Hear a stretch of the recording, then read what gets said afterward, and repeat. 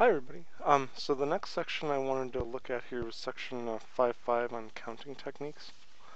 Um, and so the objectives in this section then will be to solve counting problems using the multiplication rule, which we already looked at, solving counting problems using permutations, solving counting problems using combinations, solving counting problems involving permutations with non-distinct items, in which case items are not different, compute probabilities involving permutations and combinations. So this will kind of talk about the different counting techniques that are, and these are used a lot in probability if you go on and take more probability. Well, let's look at objective 1 here, solving counting problems using the multiplication rule. So the multiplication rule for counting, I guess this is a little bit different than the multiplication rule we were looking at earlier. I guess in a way it's sort of related, but it says if a task consisting of a sequence of choices in which there are P selections for the first choice, Q selections for the second choice, R selections for the third choice, etc., then the task of making these selections can be done in P times Q times R different ways. Right, so what that means is, let's say you have 3 slots, right, and you can pick, say, 5 different items that you could put in the first slot, 4 items that you could put in the second slot, and 3 you could put in the third slot. To figure out all the possible number of combinations, you'd basically take 5 times 4 times 3, right? The possible number of things you could put in the first slot times the number of things you could put in the second slot times the number of things in the third slot. So let's look at a specific example. So let's say you're trying to count the number of possible meals, and let's say let's say you have a choice of appetizer. You have 1 or 2 things for appetizers, right? Maybe you've got like salad or soup for the appetizer, and then you have 4 choices for entree, right? I mean, who knows what it is? It could be beef, chicken, pork, and I don't know, lamb or something like that.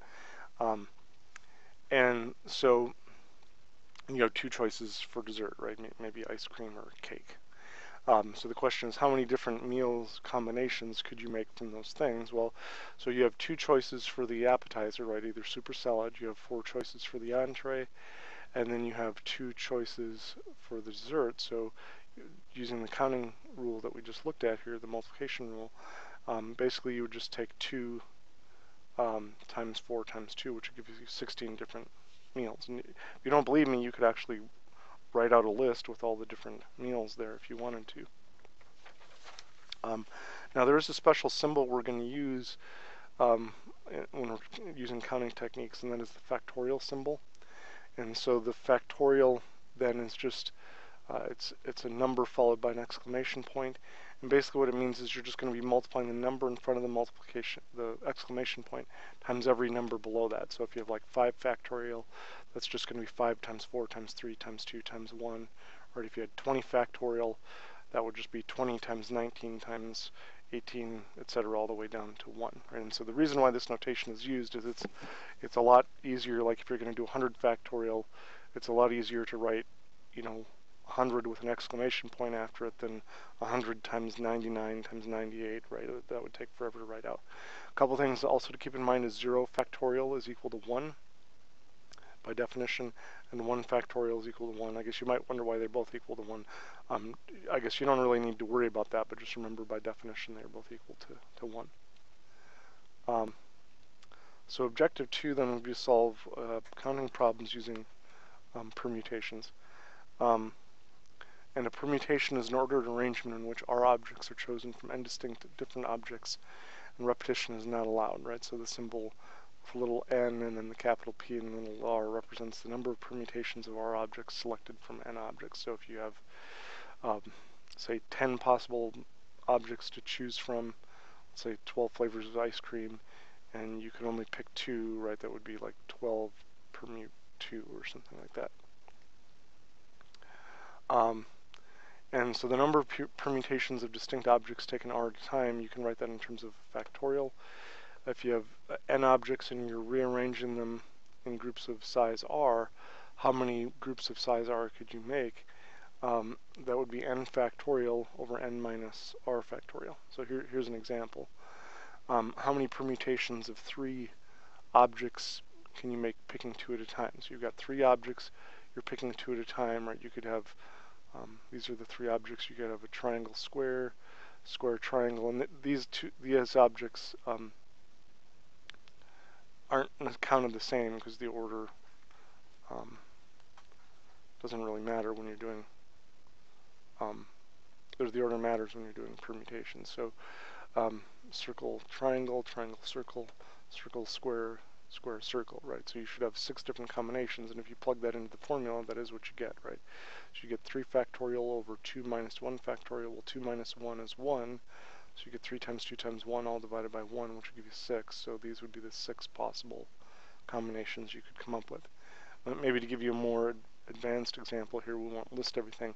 How many ways can horses in a 10-horse race finish first, second, and third? So the 10 horses are distinct. 1 horse crosses the finish line. That horse will not cross the finish line again, right?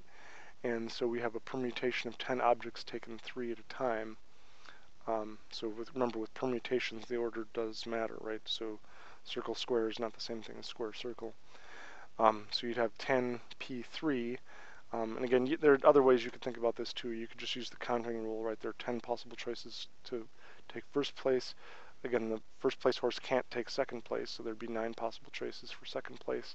And then finally, you have 2 horses who have already won first and second place, so there'd only be 8 remaining horses that could take second place. So you wouldn't necessarily have to use permutations for this one. You could just use the counting rules. But if you do plug into the formula, you do get the same thing, right? 720 ways, right? This would be 10 factorial divided by 10 minus 3, or 7 factorial, and then, you know, this 7 factorial will cancel out with that, right, because this is just 7 times 6 times 5 times 4 times 3, so you'd basically just get 10 times 9 times 8. So that's kind of how that works. Now, as far as objective 3 is concerned, solving counting problems using, we'll talk about how to solve counting problems using combination, which is similar to permutation, but it's a little bit different. Remember, in permutations, order makes a difference, right? So a square followed by a circle is not the same thing as a circle followed by a square. But with combinations, the order won't make a difference, right? So you're just combining things together. It doesn't matter which is on the left or what's on the right. And we'll use a symbol similar to permutations. We'll use NCR.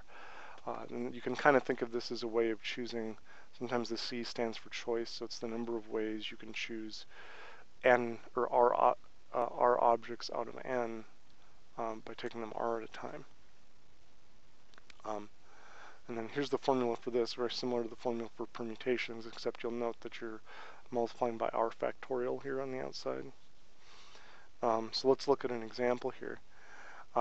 So how many combinations of 3 objects can you pick 2 at a time? Now, remember, for permutations, the order makes a difference. So triangle followed by a square would be different from a square followed by a triangle, but in this case they'd be the same. So I'm just going to denote this for both triangle, square, and square, triangle. So it doesn't matter which one I put on the left or which one I put on the right. If you plug into the formula, you see you do get 3 combinations, right? 1, 2, 3, right? Remember, with combinations, the order doesn't matter, so that's why we're only getting 3 in this case, instead of 6 like we did with permutations. So how many different simple random samples of size 4 can be obtained from a population whose size is 20? Right, so we're basically taking 20 individuals and we're choosing them 4 at a time, so n would be 20 and r would be 4. In this case, the order doesn't matter. The order that we write the individuals down in doesn't matter. So plugging into the combinations formula, right, you'd have 20 factorial over 4 factorial times 16 factorial. You can just simplify this, right, because the 16 factorial will cancel out with the 16 15 on top. So you'll basically just get this divided by this, and so you'll get about 4,845 possible combinations there. I'm not going to list them all because that would take forever. You'll have to take my word for it, or maybe you could write a computer program that would list all the combinations here. So objective 4 then has to do with solving counting problems involving permutations with non-distinct items. So these are items that are all kind of the same, where you can't distinguish them. So the number of permutations of n objects of which n sub 1 are of one kind, n sub 2 are of a second kind. So the reason why these objects are non-distinct is the n sub 1 objects, they're all the same, so you can't just, maybe they're all the same color and you can't distinguish them or something. Is given by this. This should be an ellipsis here, 3 dots. And in this case, n is just what you get when you add them all together. So as an example here, and I don't know if I'm going to test you about this too much on the exam, but just to give you an example, how many different vertical arrangements are there of 10 flags if you have 5 white, 3 blue, and 2 red flags? So we seek the number of permutations of 10 objects of which 5 are of one kind, they're all white, 3 are blue, and 2 are red. So using the formula we just looked at, plugging into that formula, you'd get 2,520 different arrangements. Okay, so that brings us to objective 5, which is to compute the probabilities involving permutations and combinations. So let's look at an example here. In the Illinois lottery, an urn contains balls numbered 1 through 52. From this urn, 6 balls are randomly chosen without replacement, so once you take a ball out, right, you don't put it back in the urn. For a $1 bet, a player chooses 2 sets of 6 numbers. In order to win, all 6 numbers must match the chosen the numbers chosen from the urn. The order in which the balls are selected does not matter, so it doesn't matter which ball is drawn first. What is the probability of winning the lottery? So in this case, the probability of winning is given by the number of ways a ticket could win divided by the size of the sample space. So in this case, you're picking 6 balls, right? There's a total of 52. So you could have, and the order doesn't matter, so it could be, so in this case, the sample space would be size 52 C6. So if you compute that, that gives you 20,358,520. And so now the question is, well, what is the probability so you've got each ticket has 2 sets of 6 numbers, so a player has 2 chances of winning for each $1. So in this case, the probability of winning then would be 2 out of that combination, right? So not a very good chance of winning, right? So there's in other words, there's about a 1 in 10 million chance of winning the Illinois lottery. Okay, well, I hope that gives you guys sort of an idea of what to do with that section. If you guys have questions or anything, as usual, let me know. The next thing we'll look at is section 5.6, which kind of puts all the methods that we looked at in this section together. This should be the final section in this chapter. I guess there's an optional section on Bayesian statistics, which we'll skip. But all right, like usual, like I said, if you guys have questions, let me know.